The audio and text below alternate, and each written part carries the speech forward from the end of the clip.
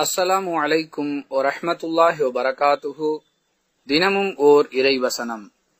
பூமியில் பயணம் செய்யுங்கள், குற்றவாளிகளின் முடிவு எப்படி அமைந்தது என்று பாருங்கள். திருக்குர்ஆன் அன்-நம்ல் 27வது அத்தியாயம் 69வது வசனம்.